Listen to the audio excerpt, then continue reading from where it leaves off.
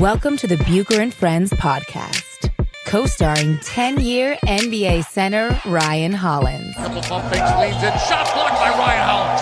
Hollins sent that into the third row. 6 rebounds and 8 assists. Hollins climbs the stairs. Down the floor. Ryan Hollins! He is the high jumper! That's what I want to see. Give me some gunpowder and throw the hammer down. And now, here is your host, Let's send it over to Ric Bucher. Ric Bucher. Welcome to another episode of Bucher and Hollins. I'm Ric Bucher. You can see me on FS1. You can read me on Bleacher Report.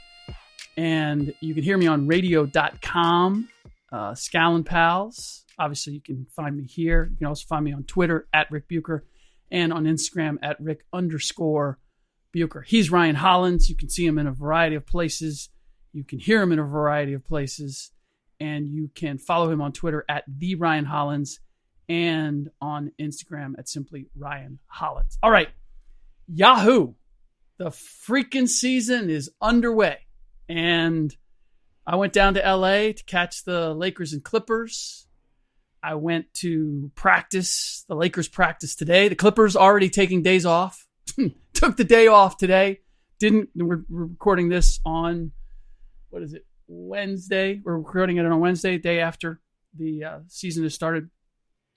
So don't want to make too much. It is just 1 out of 82, but you could tell what it meant to the two respective teams in LA, a battle for LA. It's sort of a normal trope to say that it was playoff basketball. I don't know if it was playoff basketball, but it was intense. Everybody was playing Patrick Beverley style. And I thought that we learned a lot. It might be 1 of 82, Ryan, but I thought we learned a lot. Before I tell you what I learned, I want to hear what you learned. Well, I've been saying all along that the Clippers were the better team, but you actually saw it pound for pound. And for a lot of folk, me and you both have been saying Kawhi Leonard is the best player on the planet right now. And there's kind of a pass because LeBron missed the playoffs, so you couldn't fairly evaluate what he could do. And not to say that LeBron is done, but at this moment, Kawhi Leonard is the best player on the planet. He's more efficient. He scores better. He has a go-to move that demands a double team. And defensively, he doesn't have to go like, oh, it's time to play defense. It's exerting. It's not like defense for Kawhi. I don't know if you feel about it. It's not exerting effort. Yeah. Defense for Kawhi Leonard is just second nature because that's what he knows. He defends. Yeah. He defends at a certain level. He's always defending. And then when he decides, you know what? I think I might want to take the ball this possession. Then he goes next level and he starts 3-quartering you 28 feet from the basket and using those claws and ending up with the ball. I agree with you 100%. And I think what was shocking to me, not that the Kawhi Leonard is the better player, but in all the ways that he is a better player, even in terms of tempo and control. You would think, look, he's a younger player. He doesn't have the same mileage on him that LeBron has. I would say that he has a team around him that it's better suited to his style than LeBron does right now. LeBron still has to kind of figure out how he can utilize this team if he can. But what shocked me was when there were need situations, LeBron James was playing either too fast or too slow. Kawhi Leonard played at a tempo. There was times where I felt like Kawhi forced it a little bit, but Kawhi played at the tempo of a veteran who was comfortable under pressure, knowing what he wanted to do, surveying the defense, and deciding this is how I'm going to attack. LeBron seemed out of sorts at times, playing too fast, playing too slow. And it's one thing to turn the ball over or not to execute, but it just was shocking to me to see the two on the same floor Kawhi played as if he'd been there before, and LeBron did not in the tempo that they played. Kawhi knew where he wanted to go on the floor. Never looked hurried. I do think he forced things a couple times, and he could have played faster at times. That's Ryan rearranging the furniture right there. And LeBron was playing faster than he needed to at times, and then slower than he needed to at times. And the scouts sitting in front of me, like there was a minute left, and I've seen this before. Really odd. I don't know if you've recalled seeing this with LeBron, where it's a game down by 9, down by 10, minute left, and you expect him to go fast, come down, pull up, try a three, you hit three. Now we're in business. Now we're in striking distance, and he was pounding the ball at the top of the arc and couldn't figure out what he was doing. But that wasn't the only example, and so I just wonder what do you make of that? Because LeBron's been there. Like LeBron knows how to play at the appropriate tempo. He should never be out of sorts in terms of dictating the offense. So Rick, LeBron has to adjust to playing playoff speed. He has to adjust to be playing as hard as he can play. See, last year he was in a situation where he didn't think the team was going too far. He didn't believe in his teammates. He wanted to make it through 82 games. He just kind of figured out what he had to do, and then LeBron missed the playoffs. I remember when I was in Boston, one of the things that happened was after playing in the playoffs and then coming to the Clippers and playing in the regular season, everything meant more, Rick. Diving after a loose ball, getting a rebound, running the court. You knew the margin for winning was so small. I say that because... So you were playing at a higher level the subsequent season because you were still playing with the mindset that you had when you were in Boston. It was like second nature. Yeah. It was like second nature. Like I see, like ball on floor, man on floor. Like, you know what I'm saying? Like not preserve my legs for the regular season, not make it through. So that's what Kawhi was doing. Kawhi's still playing off of the fumes of last year's NBA Finals. If and LeBron's in this weird place. Kawhi's already seasoned that this is what I have to do. This is the pace, just NBA Finals pace, which LeBron is used to. What LeBron would be used to. Kawhi's playing at. LeBron James is figuring out how to play hard again. I doubt that LeBron has even played hard in practice. I doubt they even really just scrimmage and get it in. It's almost like can you imagine Tom Brady at practice with the little red jersey on? Go, well, hey, don't touch Tom. Hey, well, you guys rush in, don't touch him. You better fall on your own face before you touch Tom. Well, there's no touching Tom, but I guarantee you Tom's trying to torch that defense every time. There's also no touch of LeBron either. Understood. And the Clippers, hey, I tell you one darn thing, ain't nobody in practice guarding that man like Patrick Beverly guarded him. That's true too. That was the true sign of just how hard everybody was playing. Patrick Beverly didn't look out of place. But here's the thing. Everybody was telling me about all the days off that LeBron had and how hard he was going to come back and play. And I thought he did. I thought coming out of the gate, he played like this was like he had something to prove. Oh, Kawhi, we got a new guy in town. Let me remind you that LA is my town. I've already been here. This is my spot. That's how he came out and played. But he couldn't sustain it. He was, and same with AD. AD looked terrific early on. And then it was funny because they were playing, the Lakers were getting some easy stuff. It didn't rattle the Clippers. And the way the Clippers were just grinding, and they were making things harder and harder. And I thought, you know what? This is going to catch up. The Clippers are going to continue to put fresh bodies on AD. And they got enough guys that can defend, and you have to guard them on the perimeter. And that was the thing for me that was the huge difference. The Clippers played good defense, and they gave me indications they're going to be a really good defensive team. Maybe the best defensive team in the league. The Lakers could not defend even when they wanted to. Every once in a while, they'd come up with a big play. But LeBron James was the one. If LeBron James wasn't making a big play, Clippers were getting anything that they wanted. Lakers want to talk about all the shots that they missed, the good shots that they missed. Yeah, you know what? Clippers had all the good shots that they wanted too, and they got them either going to the rim or they got them in wide open threes, corner threes. So I see a huge difference between Kawhi and LeBron, and I see a huge difference between these teams. Do you think there's more for the Lakers? Like, do you think they're I hate to say close the gap this early, but I just, if you're asking me who the better team is and who I think is going to be the better team and who can get even better, I know the Clippers are going to get better. I know they're going to get tougher. You don't even have PG yet.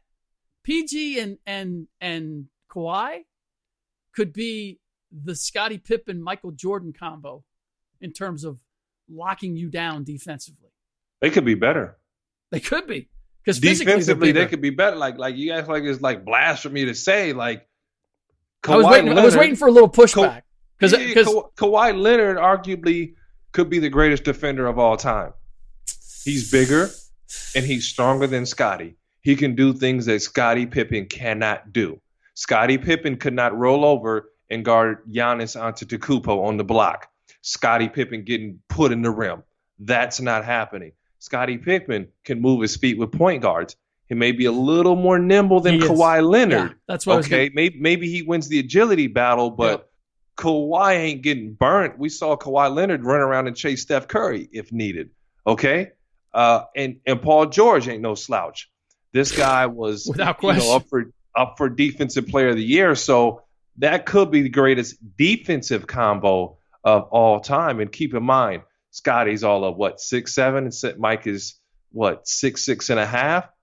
Yeah, we're looking at 6'8", 6'8". Yep. So those guys are guarding forwards the same way that they're guarding point guards, and and especially a modern center. Rick, here's the other thing. Aside from Patrick Beverley, they have what the Warriors long had, which is depth at the 3-4, where you can put fresh bodies on the best small forward, power forward, whoever it is. You got JaMychal Green, you got Mo Harkless, you got Montrezl Harrell. Who am I forgetting?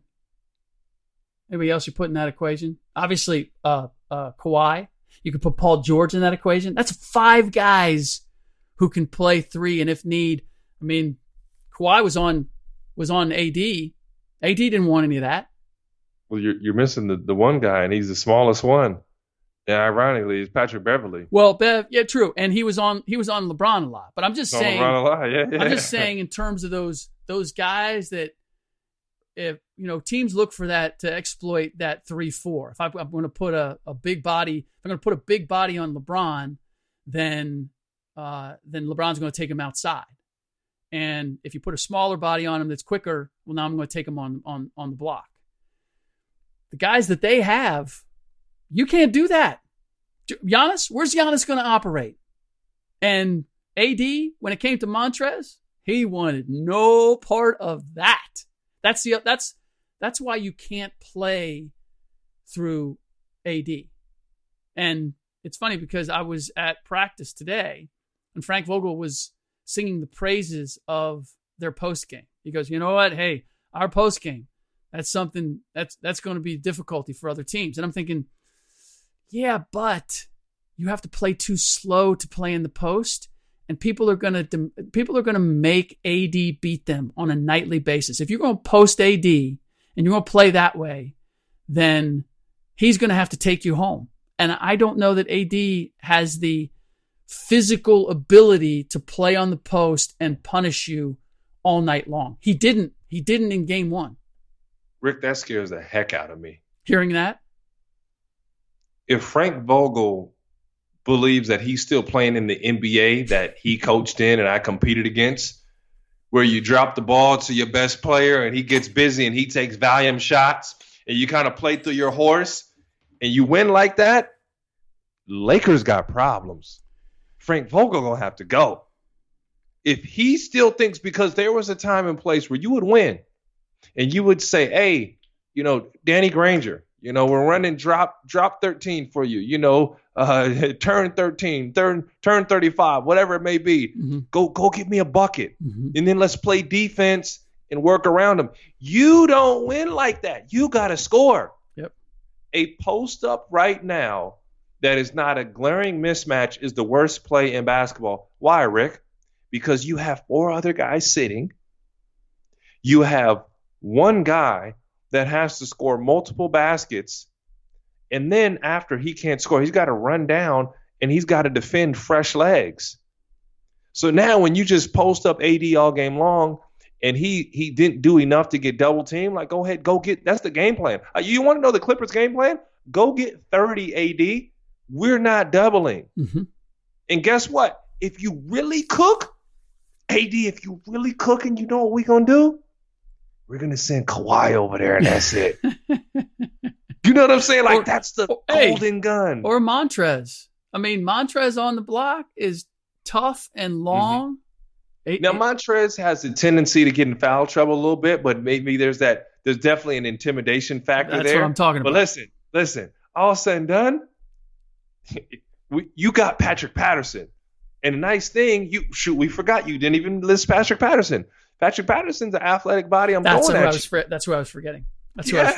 And all of those guys can hit an open three. Montrez is the only one who can't step out. No, he can actually hit a three. He just doesn't do it. He's improved, but he doesn't do it. Yeah, I've seen it. No, it's not his job. Ben Simmons can hit a three, or Ben Simmons has hit a three. We've seen him hit a three. That doesn't mean that he can shoot a three. By the way, I'm also, just as an aside, since we're on the whole 3-point thing, I have my doubts about Markelle Fultz. Now you have doubts? Well, I guess I was drinking some of the Orlando Kool-Aid that, they show all these practice. All these videos from practice of him hitting threes, so before the game, I'm watching Patrick Beverley and he's shooting threes. And not only is he shooting threes, but he's making threes. He's not only making threes, but he's swagging after every three. He's like holding his form. He's doing a little back step shimmy. He's getting the next one. He's dropping it. And I'm thinking, oh, okay, I can't wait till we get in the game. Patrick Beverley's going to surprise some people. We get into the game, wide open three after wide open three. Bev, clang, hitting that front rim. Clang, hitting that front rim. He hit the front rim so hard they were able to get the offensive rebound multiple times because the ball shot right back in his direction. So I hear you on Montrez. There's nothing about although it was disappointing. He missed a lot of free throws yesterday. He's going to get fouled. I love the way he plays. He's one of my favorite players to watch. But he has to knock down free throws. Those are the little things. Those are the little things that make the difference between you ending up with a ring and not ending up with a ring. That's where I am with the Clippers. I'm looking at them as, okay, let me see what would prevent them from winning a championship. Because I saw so many things that say this is their year in that first game. I'm on that wagon. Marcellus Wiley, move over, bud, because I need a spot. Yeah, I mean, the biggest thing, and I've been preaching this, and Rick, you can attest to that. I just know Doc Rivers' delay system. Delay is where the big gets the ball at the top, and Montrezl Harrell has just free reign to play with whoever he wants. Mm-hmm. And Kawhi Leonard was an easy plug and play because, you got a Kyrie Irving who went for 50 points tonight in a loss, by the way. Right. And you go like, well, Coach goes, how do I get the most out of Kyrie Irving? Well, you get less out of everybody else and you give him the basketball. Right. Which I'll be interested to see how that plays. Because as you noted, they lost. That could get ugly. Well, this is what I didn't take into account. Let me finish this real quick, but I will say the difference with the Clippers is that Kawhi Leonard doesn't need the basketball to get busy. Yep. He will find, and that's coming from starting in San Antonio, he'll find the ball himself. It'll come, it'll find his energy. And if I counted, Doc Rivers called 3 to 5 plays for Kawhi. 3 to 5 plays were actually called for Kawhi in the game. He got everything he got out of the flow of the offense and just naturally. Mm-hmm. That's a big deal. Yeah. This is the thing. I have been, I don't know if I've been predicting doom, but I've been skeptical about the Nets springboarding off of last year with the addition of Kyrie replacing D'Angelo Russell. And there was something that I saw as a result of them losing tonight that may be the difference and maybe the thing that we didn't take into account when we looked at Boston's meltdown last year. I think we all collectively, I know I did, we put it all on Kyrie. Kyrie didn't know how to lead. Kyrie said the wrong thing. Kyrie sulked. Kyrie wanted out of town, et cetera, et cetera, et cetera. And I know that, or what I've been told is all of Kyrie doing the 180 from wanting to stay there had to do with something that Danny Ainge handled him and uprated him for the way he was trying to lead, that's what turned things. But I saw something with the Nets when he missed the last shot that makes me wonder, maybe, just maybe, it's not about Kyrie infecting the Nets. Maybe the Nets take their chemistry from last year, their culture from last year, and they wrap it around Kyrie. Because when he fell down and he took the last shot and he missed the shot, and this is the guy who went for 50, and basically for the last 3-4 minutes, he took every shot, every attack, and every guy consoled him, picked him up, patted him on the back. They were like, hey, don't worry about it. Don't worry about it. That didn't happen in Boston. Terry Rozier, Jason Tatum, Jaylen Brown, all those guys, they were envious. From the very beginning, there was a feeling of, oh, this dude's stealing our thunder. I didn't see any of that with the Nets. It was, and I don't know whether Kenny Atkinson did this, but I would not be surprised if he and Sean Marks, knowing what happened with Kyrie in Boston, knowing who Kyrie is, went to the team and said, hey, listen, we need to put our arms around this guy. We need to bring him in and make him feel like he's part of us.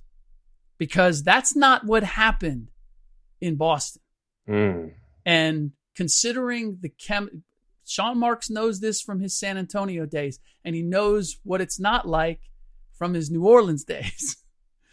Sean Marks knows the difference. And Kenny Atkinson coached this team last year as if he understood how to build chemistry.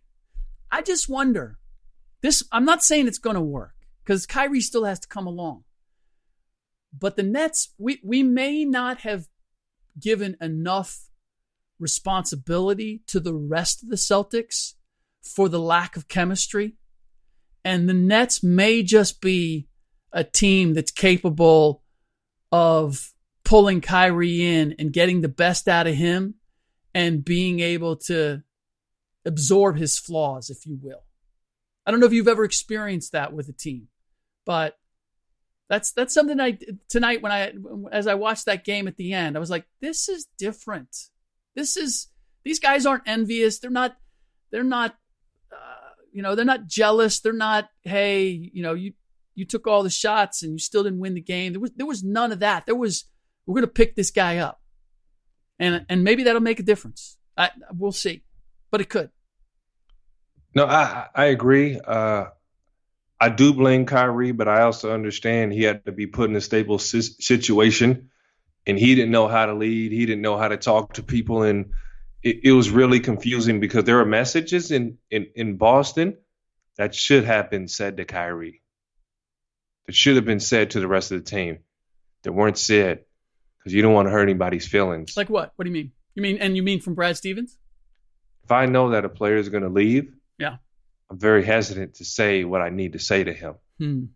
And I believe when I was in Washington, John was coming up around for an extension, and Witt was the coach there, Randy Whitman. And I felt like as good as John was, people were scared to really coach and say things to him. And John is a great dude who plays his butt off. Yeah. He doesn't get credit for a lot of that.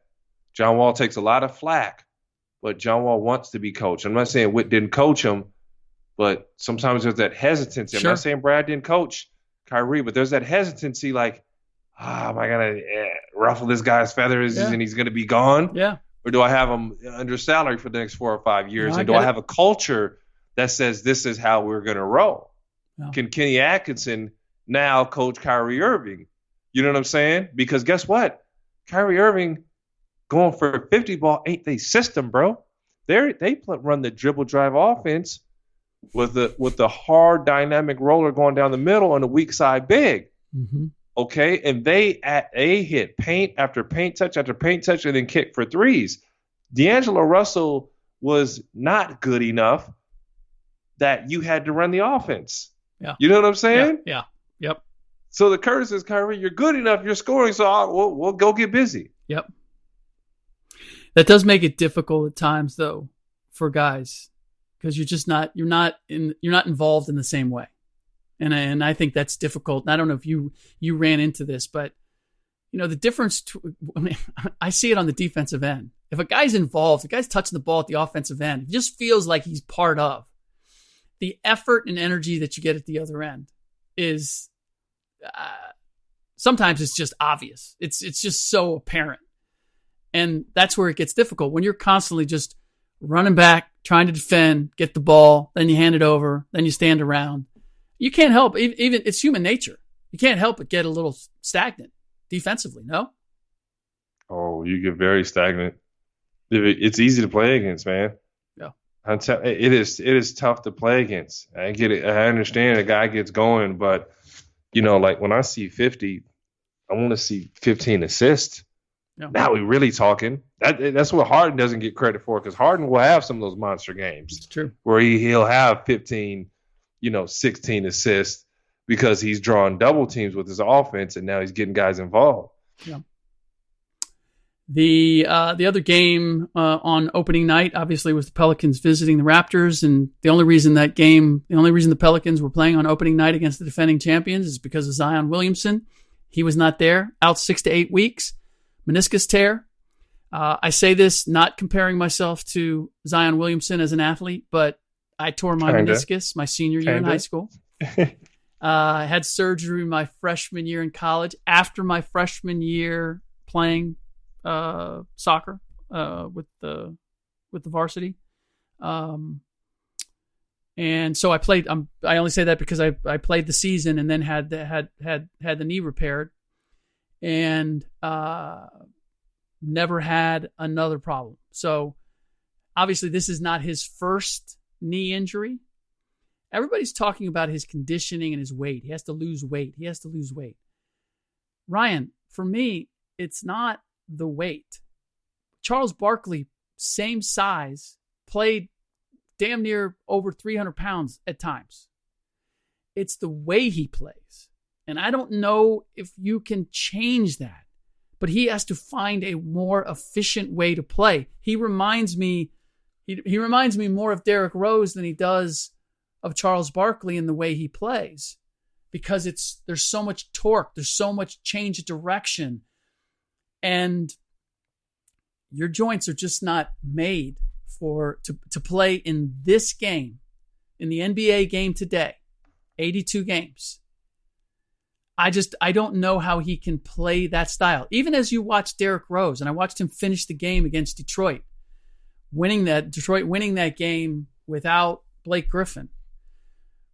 Derrick Rose is finding his way to spots, not trying to do the same thing, which is why he's learned. Like, he's trying to be more efficient, more effective without being as explosive. To me, that's the change that Zion has to make if he wants to avoid continuing to have these issues with his knees and everything else.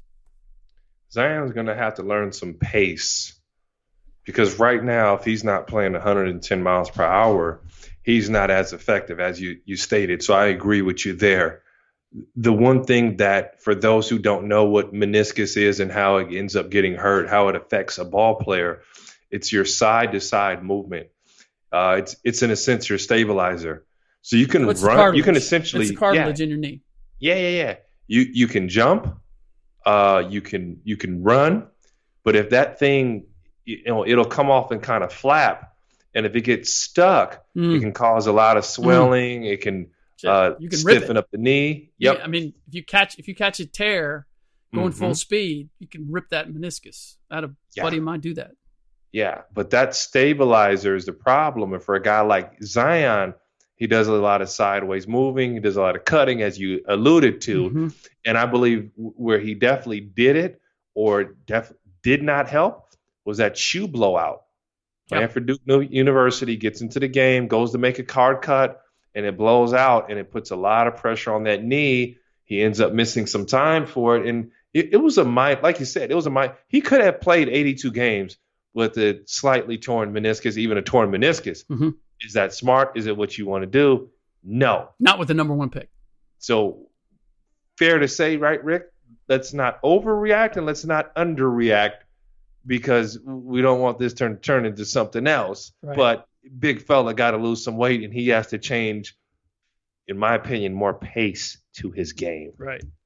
And by the way, I wasn't a number 1 pick. I was a walk-on. So another great distinction. You're our number 1 pick. Oh yeah, right. And let's be clear too. This injury is different from the injury at Summer League. Summer League, he was out of shape, and David Griffin made a big issue about it. This didn't happen because he's out of shape, and I would tend to agree with that. The issue is not his conditioning at this point. You can be in great condition and still be carrying a little too much weight. And I do think he has to slim down. But for me, it has to do with, look, Chuck, if you go back and watch how Charles Barkley played, Charles, first of all, he played with pace. He had the step back mid-range. He could shoot a 3. And when he was explosive over you, or he was explosive one step and boom.